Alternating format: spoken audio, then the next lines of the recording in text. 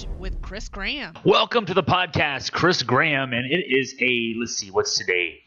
Is today Tuesday? I guess it's Tuesday today, as we're here on the podcast.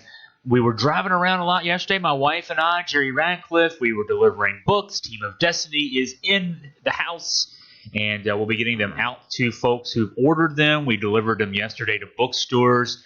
The New Dominion bookstore, the UVA bookstore in Charlottesville, both Mincer's locations have them now.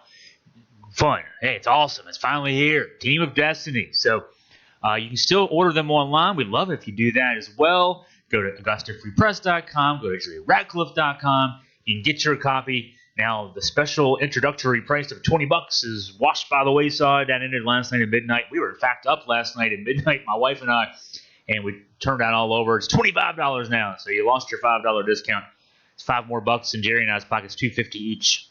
You know, we can do some damage with that as things head up there, right? Still out, and we're I'm so blessed that we've sold a lot of copies of this book. I'm not ashamed to say, I know you'd love to hear that we sold 20,000 books or 50,000 books. Modest goal for me. I've been asked this a few times. What was your goal? I was hoping that we would order 1,000 and not have leftovers. And we've already sold over 1,200 books, and not, as far as I know, nobody's seen one yet. I guess the bookstores and the Mincers have probably sold a few copies. Hopefully, they've sold a few copies already. That's just a blessing to me. I mean, we're a small company. We're not Doubleday. We're not whoever publishes books these days. I don't even care, because we decided very early in this process we were going to do this one ourselves. And fortunately, we've Augusta Free Press has taken the lead on a lot of book publishing projects in the past. And so my wife's a layout artist. We had great photography from John Gooden and John Markin. We had the writing of Jerry and I, and contributions from Scott German and Scott Radcliffe and Zach Peerless. And so it's out now, and it's awesome. It was fun. We were delivering them yesterday, and I guess folks don't expect the authors to deliver the books, but it's a small company, right?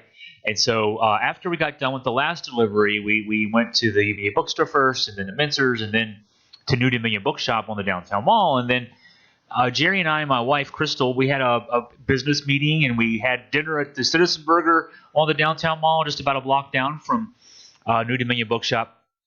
And, burgers, and I had a couple brews, and it was fun. And then my wife suggested, hey, we ought to go back to New Dominion and see if they've, maybe we can get a picture of you guys in front of the shop or something like that, just for promotional purposes. And we got back, we're talking 45 minutes or so, just long enough to walk down, have dinner, and walk back. They already had a display set up. We were already in the front window in my previous book, I co-authored with another author, Patrick Heidel, in the history of University Hall at UVA.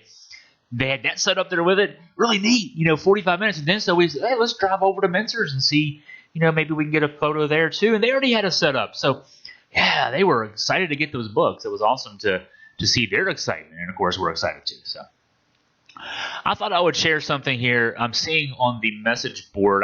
Before I do a podcast like this, I'd like to just scan the message board just to see what's out there, see what people are talking about. Maybe I can either look up something or whatever. And I got a note today, and this is the top item on the Saber.com message board. Love Chris Wright at the Saber and what folks there do. I got the note earlier today about a media teleconference with Coach Tony Bennett tomorrow at 12:15, and no big deal. I thought we do these kind of things. I say we have these opportunities in off season.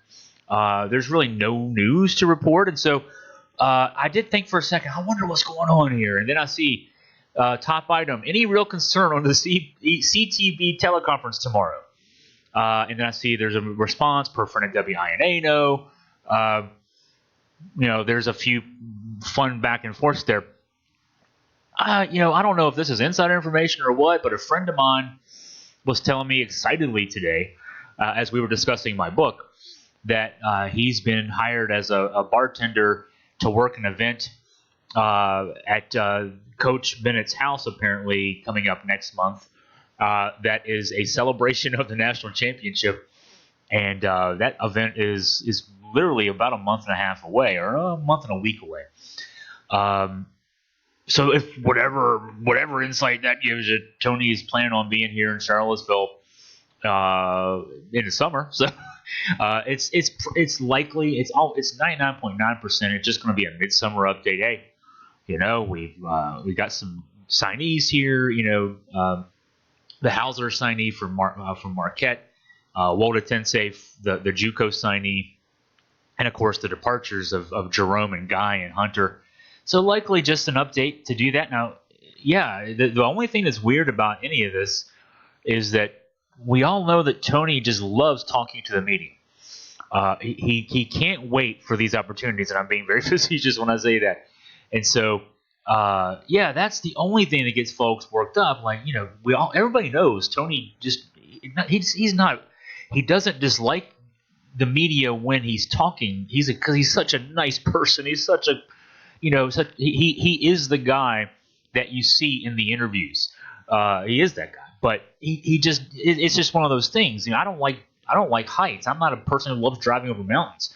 You got to do it sometimes. I got to do it to get from Waynesboro to Charlottesville to go to basketball and football games.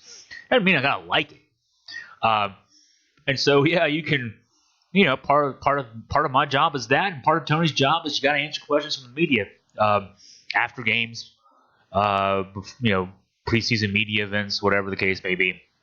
And so, keeping that to a minimum, yeah, we get 15 minutes to Coach Bennett tomorrow. You can guarantee we're all going to be on that phone call. We'll see. It's likely just going to be talking about the nuts and bolts of the summer, and we'll see what goes from there. So, I wanted to get into a couple things on the podcast today. This is going to be pretty much a UVA sports podcast on this Tuesday afternoon. We do have some other news. I don't do a lot of news on these podcasts. Today is primary day in Virginia, and it may be in other states as well, but, we're based in Virginia.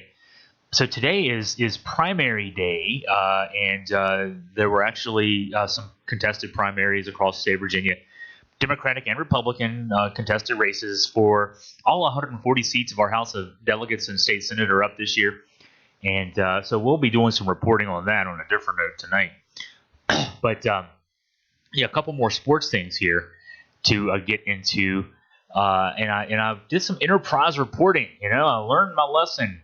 Zach Peerless did some really good enterprise reporting for us this basketball season, and I'm trying to keep up now that he's on his way to ESPN in a few weeks. Working in the research department there, gotta keep it up here. So the first thing I wanted to, and in fact, these are both draft related updates, but one is NBA draft, one is NFL draft. Draft updates on Virginia's three guys who are in the NBA draft process: Kyle Guy, Ty Jerome, DeAndre Hunter. We'll start with Kyle Guy. I mean, he's the one we're going to be shaking our heads next year when he does not get drafted, because he's not going to get drafted. I'm not putting all the stock in all the draft, the mock draft folks, and saying that they all know what they're talking about, but none of them have him going in the draft. There was a brief time when he first tested the waters, or we thought he was going to test the waters right after the season was over, and it looked like that's what he was doing, was testing the waters. He was getting no draft love then, and then he had a decent appearance, maybe even better than decent appearance in the NBA draft combine. 2 scrimmages, scored double digits in both games. Immediately after that, started seeing his name in some of the mock drafts. I saw it as high as in the upper 30s in second round. Like, what would that be, like first 10 picks of the second round or so? And so, hey, Kyle's investing in himself here. He's got confidence in himself, and he's gonna make this work.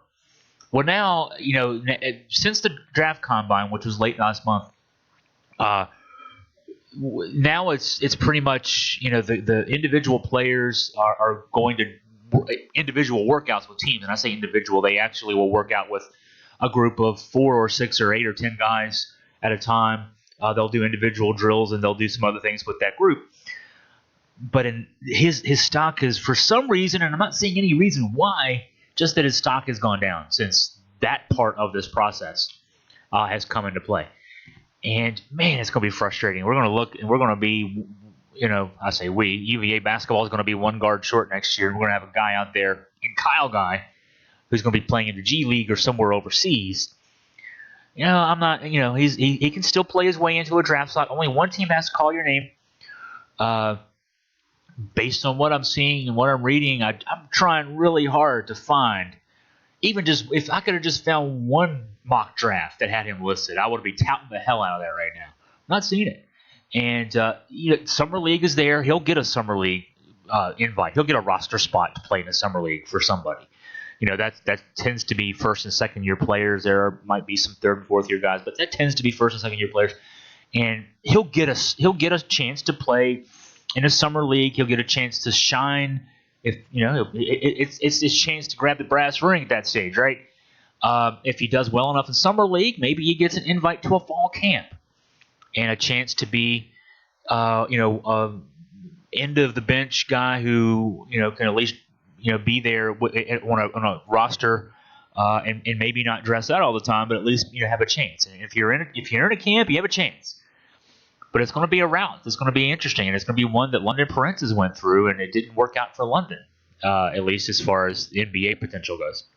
And I don't get it with Kyle Guy. He's 6'2", 168. They're saying now he's not even 175. Kyle, dude, eat a couple burgers. Okay.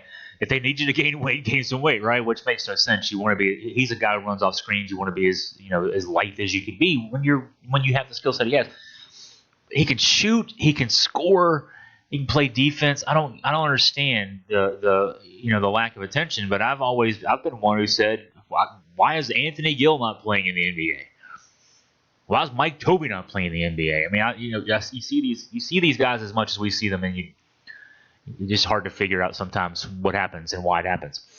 Ty Jerome, on the other hand, you're seeing now. I've seen literally. I want to say, I started this exercise for Kyle Guy, and it ended up I decided to write about all three. But I looked at maybe 10 or 12 mock drafts. I lost track of exactly how many I looked at. Ty Jerome, a couple of them literally have him going 31st, like the first pick of the second round, to the Brooklyn Nets. Everybody else has him in the first round, as high as 20, most mid-20s. And Boston Celtics have been attached to him in terms of interest, rumored interest or whatever the case may be, since mid-April. And he apparently put up some nice numbers. I got this tip from looking at the 24/7 site, 247 site. Not sure if that's 24/7 or 247. It makes sense it would be 24/7, but whatever. They picked up on a tweet from somebody who pointed out that Ty went 84 for 100 on a three-point shooting drill with the Celtics last week. 84 for 100. I'm the kind of idiot. Now, this is NBA range, which is 22 feet on the corners and then out to 23.9 outside of those corners. I'm the kind of idiot that I fancy myself.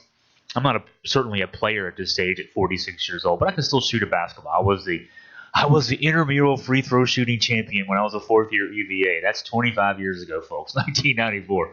My 25th reunion would have been last weekend. In fact, it was last weekend. I just didn't go. But that is what it is.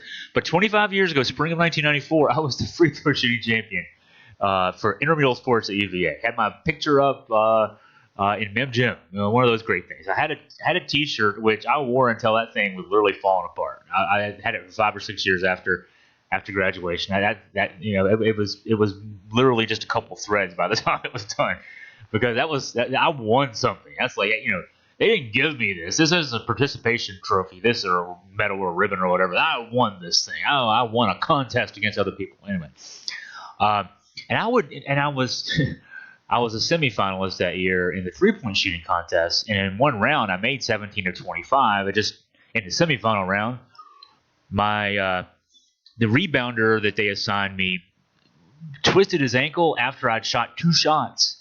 And I'm standing there cold for about 5 minutes while they're, dealing with this poor guy who I didn't even know. But this poor guy who sprained his ankle, and I wasn't warm. I was not staying warm. I was just kind of standing there stewing Like, I don't want to look mean or mad that this poor guy sprained his ankle, but I want to be in that final at U-Haul. And I banked one in. That's how cold I was. I was standing there for 5 minutes, whatever it was, standing there, and so I didn't make the finals that year. That was they shot it. They had just like they do now. Now you get to shoot in JPJ. I was the finals that year were in U-Haul, some December game or whatever in U-Haul, and the winner made like 13, and like, damn, I had 3 rounds of 14 and 1 of 17, and this goober with 13 wins the championship because I had to stand there because my guy sprained his ankle. Anyway, okay, I say all that to say, I would shoot 100 and count them. I would shoot them in 25s, because that's the rack you would get in a contest like this. And I mean, and these are college level. And back then, college 3-pointers were the high school 3-pointers 19.9, so 4 feet in from the furthest extent of the NBA line. But I actually had one set of 25 in one of my practice rounds, 21 of 25, and my best 100 score was 72. That's 19.9. Not 23.9 for the bulk of it, 22 in the corners. And now, and I don't know how they do these 3-point drills. I don't imagine they're with a rack like you have in a contest. Now, for me, when I'm in a gym by myself shooting 100, I mean, I'm shooting it and chasing it down and going back and shooting as fast as I can to replicate those conditions as well as possible. I would imagine there's some similarity where you're shooting. They want to put you under some pressure. 84 of 100 from 23.9, 22 in the corners. Ty shot 39.9% from college 3, which is now, what is it? Well, and it's changing again next year to go to the international 3. I think the college was 20 feet 9 inches. I think that's right. So these weren't, as far as I understand, these weren't the college 3s. These were the NBA 3s. So those are numbers. And we know Ty's got range. Ty's got that sick range like a Steph Curry, like a Trae Young. He's got range out to 30 feet comfortably.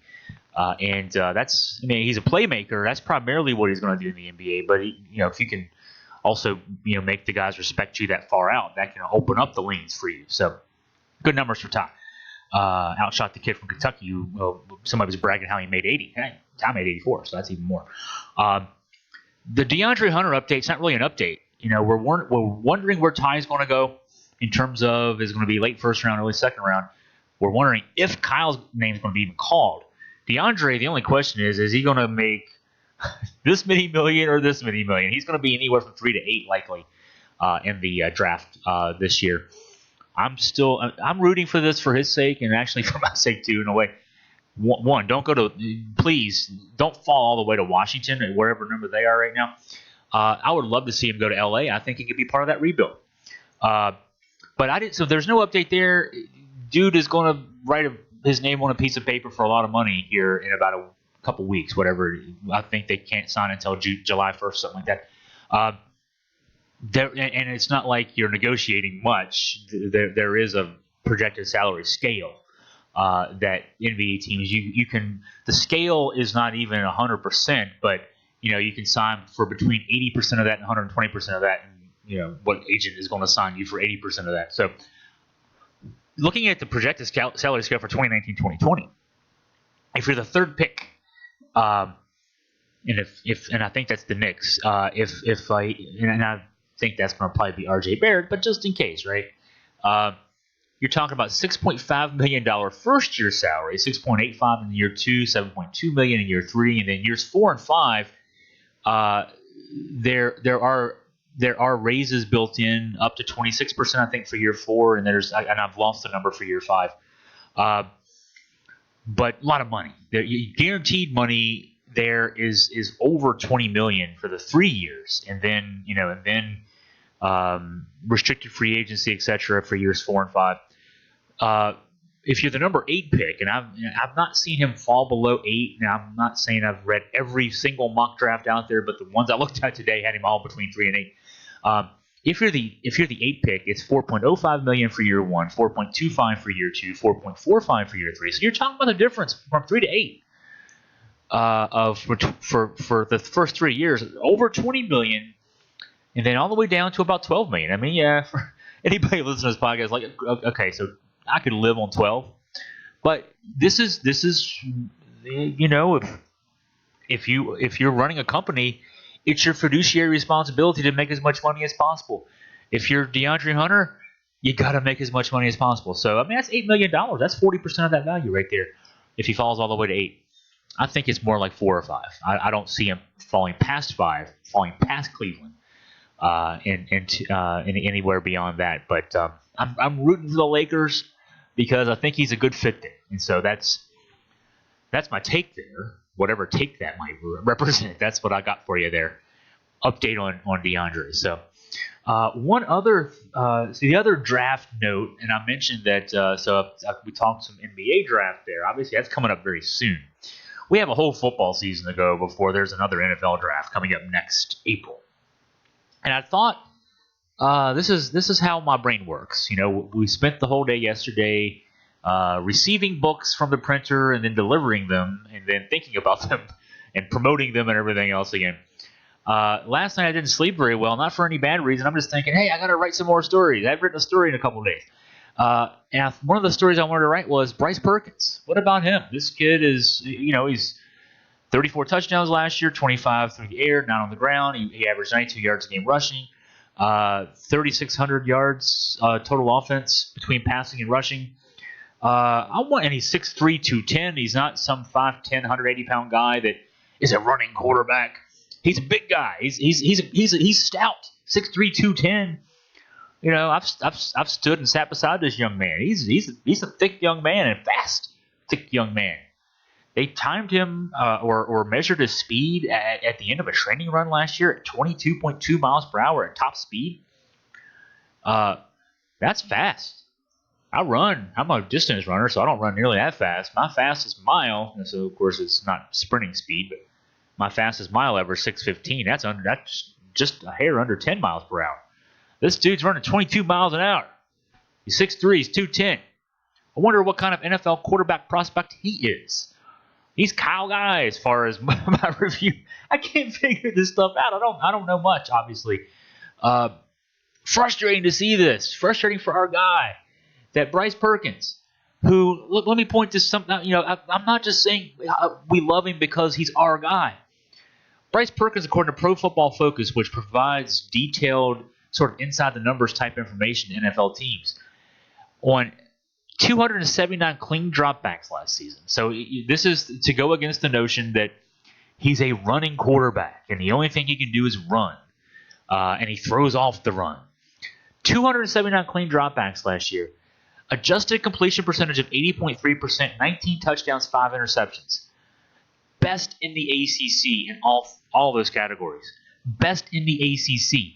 There's a kid named Trevor Lawrence at Clemson who everybody thinks is the next Peyton Manning, if not Tom Brady.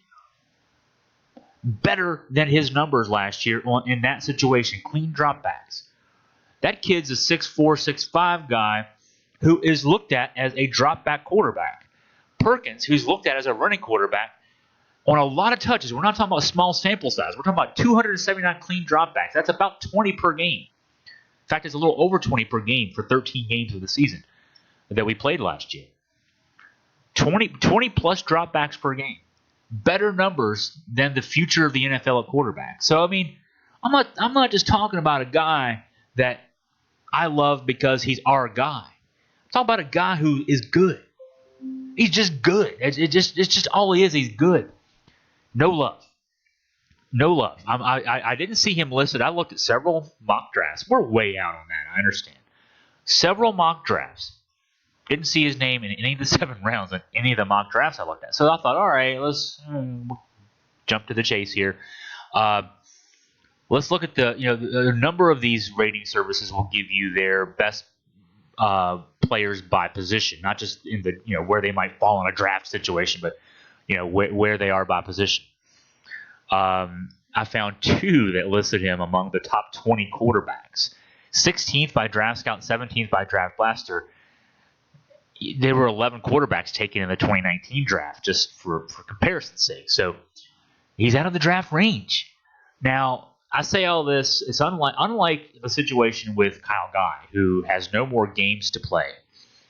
At this stage, he's doing interviews and shooting jump shots and running some shuttle drills and whatever else you do. Jump up and try to show how high you can vertical leap and all that crap.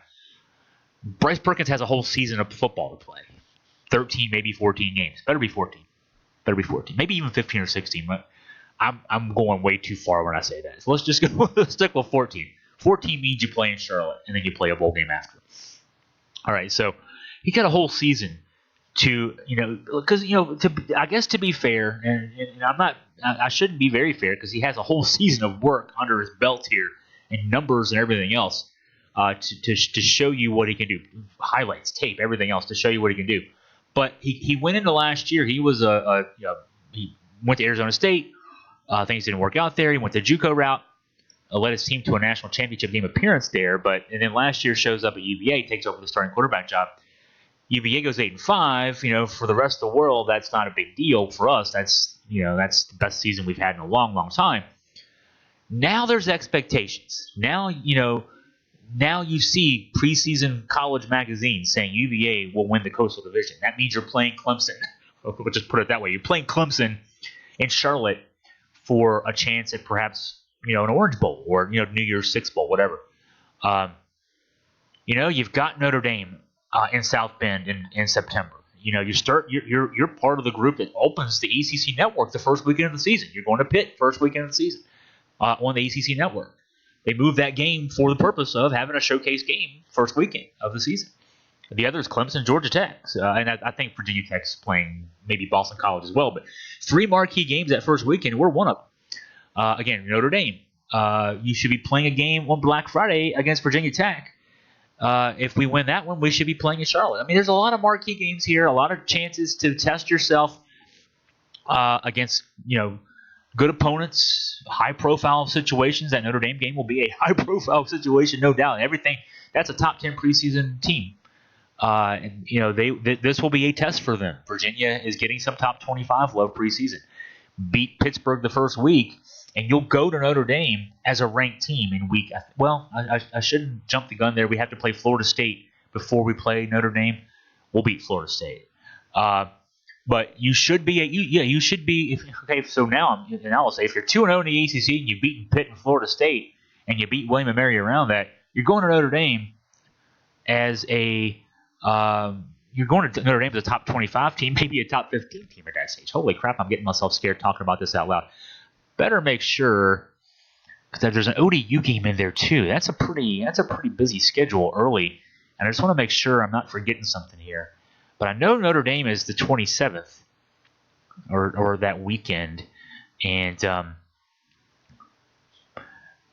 boy, now you're listening to me look up the schedule online. This is so fascinating, I'm sure, for you. I should play some elevator music, but I don't have that.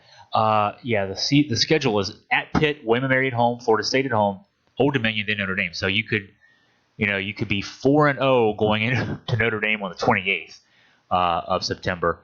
Yeah, and it's a national game. It's an NBC game. So I mean, you could. So Bryce Perkins has plenty of chances, I guess is the point I was trying to get at before I diverged and started dreaming about all those things that could be the case.